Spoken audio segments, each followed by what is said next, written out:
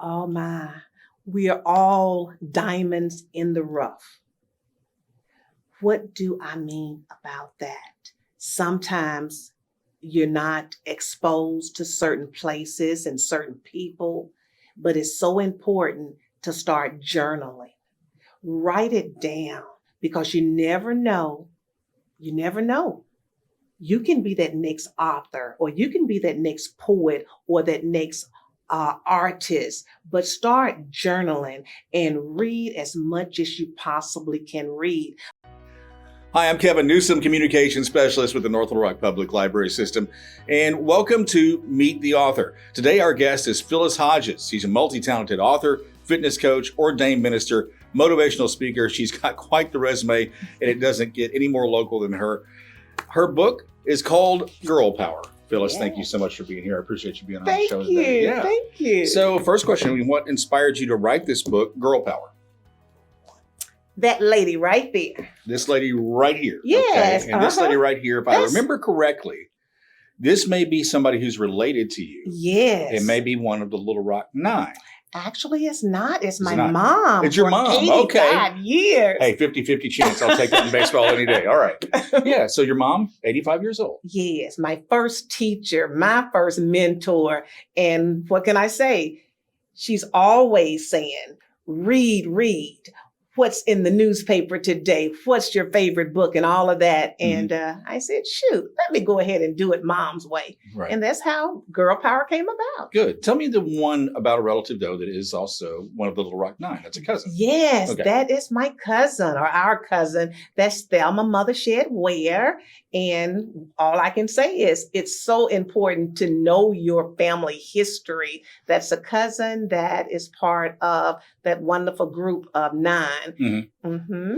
So with that kind of a background, obviously you wanted to talk about the strength of ladies. Is that the reason why you wrote this book? The real reason that I decided to write this book, it's actually a series of books. Okay. And this particular one, I got to thinking about powerful women that's actually making history or that has already made history. And a lot of people don't know about these individuals, even though Thelma, most people know about the Little Rock Nine. Mm-hmm. But if you mention her name, just right out, some people may not know her.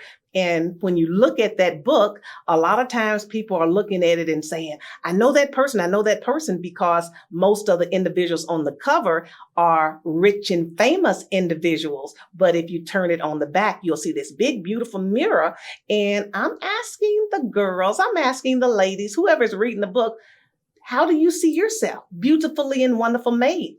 And then they look at the book and then they'll try to point out a lady and that's who they want to be like. Mm-hmm. And I said, that's okay, but I want you to pull out the best that you have to offer.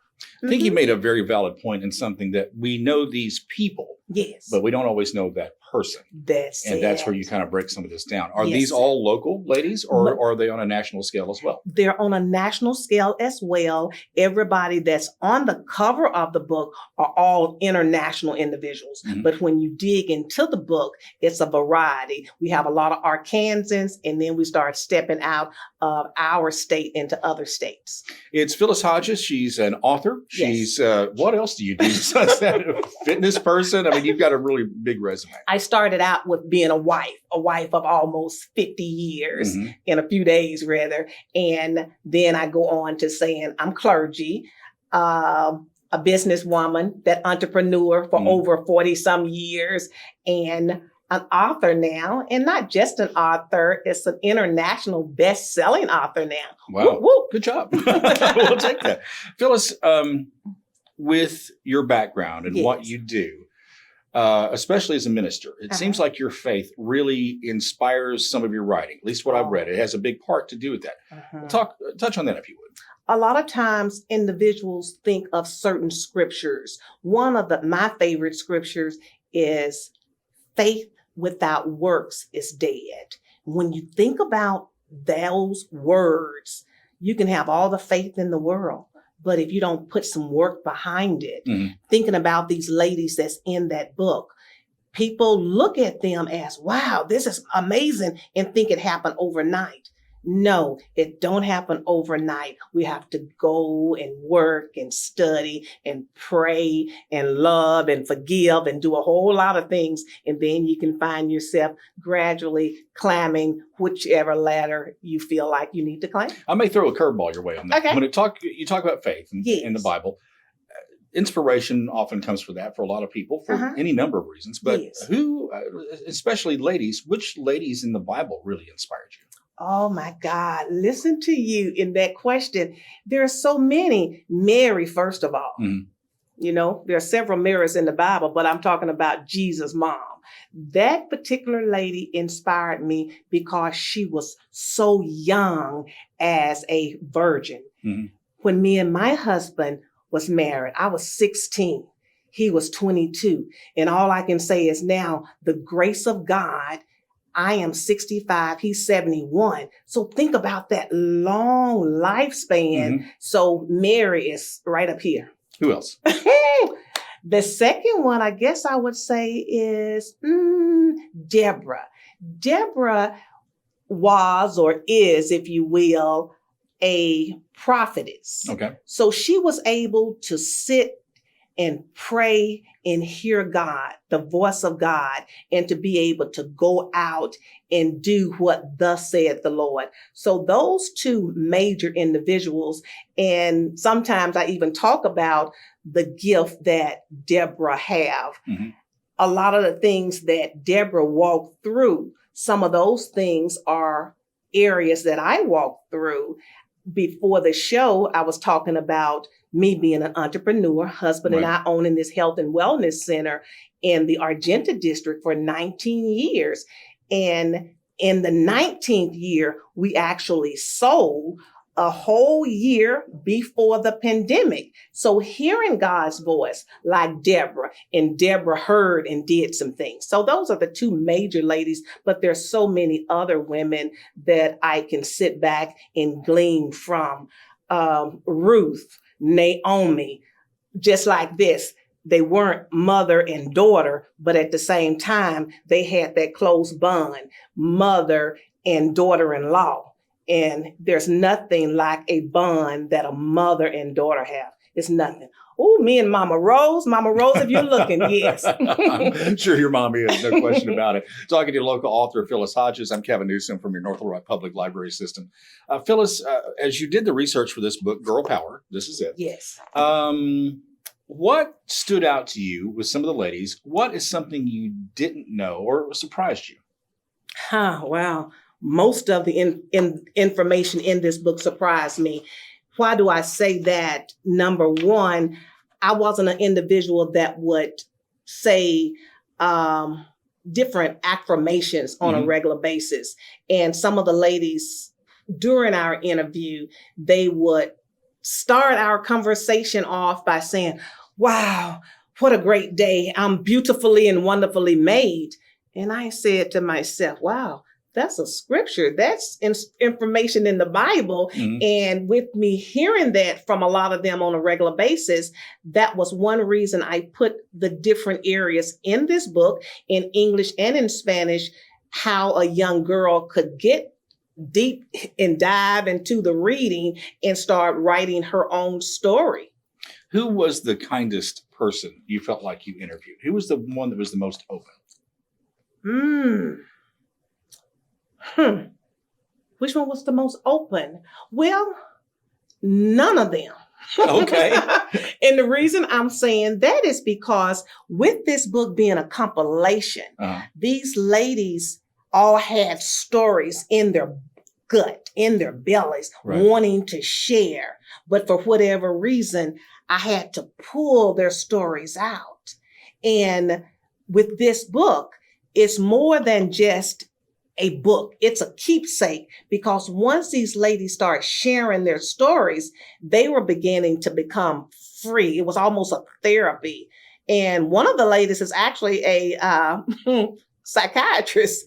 And it was like, Phyllis, the author, I was at that time seeming to be her therapist. She needed to talk. She needed to share how wonderful her life is at this point.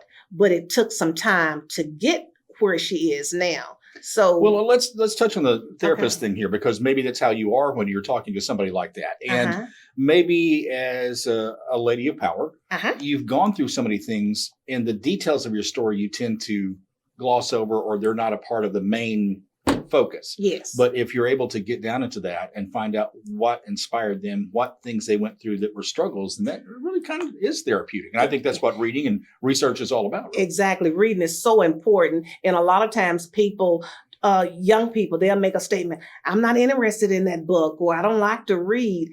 And sometimes they're never exposed to a good book. And when I say good book, when you look at this particular book, Mhm. it's a beautiful book, but at the same time, it's calling your name. It's almost like read about me, read about me. And you can read this book as a twofold. You read the outside of it because it's beautiful, and then you go on the inside and you make statements. Wow, we thought maybe Oprah or Beyonce was going to be in this book. But when you read it, you're talking about local author, somebody from Arkansas or somebody that you just met. So it's a very good read.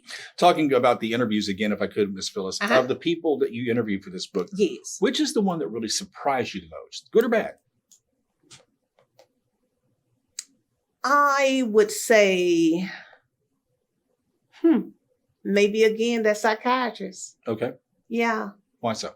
Because again, with her being a doctor, with her having all of those degrees, being extremely smart, a wise woman, and to be able to expose her own insecurities, share some of the deep, dark secrets that she wanted to share, but for whatever reason, being so busy, wearing all of these different hats, she didn't have the time to pen it. And when she came across what I was doing, she was so interested. She was so excited about doing it. And then in her story, she was able to encourage other young girls. This is a field that we don't have a lot of African American women in, being not just a doctor, but being a psychiatrist. You all should try it, or try this or that. And then she even talked about her mentors and talked about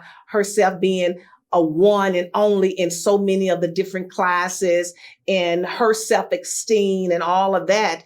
And again, when you talk about this book, most individuals can relate to having some fears of few self-esteem issues. I think maybe that's what I was trying to touch on a little bit. You tell your story so often, Yes. you tend to forget the depth of it sometimes. And Oh, it sounds my like this really goodness. brought out some of that in some of these ladies. A lot of it. Phyllis Hodges, local author. One more thing I want to ask you before we wrap it up. Okay. If you're a young lady and you're watching this, if you're a mom of a young lady, what advice do you have for them? Oh my. We are all diamonds in the rough. What do I mean about that? Sometimes you're not exposed to certain places and certain people, but it's so important to start journaling. Write it down, because you never know. You never know. You can be that next author, or you can be that next poet, or that next artist, but start journaling and read as much as you possibly can read. But even on this book here, it's not a book that I would personally grab and want to read all of it right then and there. It's like eating. I'll eat a little bit for breakfast.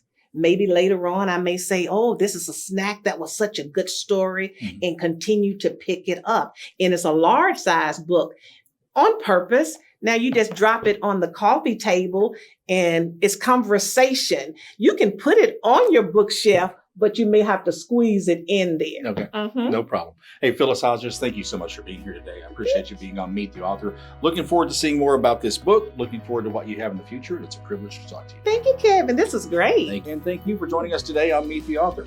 If you're interested in reading Girl Power, you can check it out from the library or purchase it wherever books are sold. You can also find out more information from our website at nlrlibrary.org. Thank you for joining us today, and you have a great day.